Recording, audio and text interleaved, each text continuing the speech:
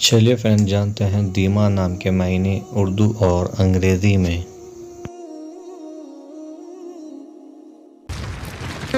Hi friends, welcome in online Infotech. दीमा इस नाम का शुमार लड़कियों के नामों में होता है। ये नाम 3 हुर्फ और एक लफ्ज़ पर मुश्तमिल है। इस नाम का मज़हब इस्लाम है। इस नाम का असल ताल्लुक़ अरबी ज़बान से है।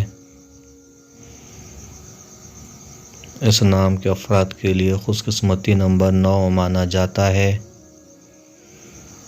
इस नाम के मायने हैं उर्दू में बारिश, English meaning is rain. Hindi में इस नाम के मायने हैं वर्षा।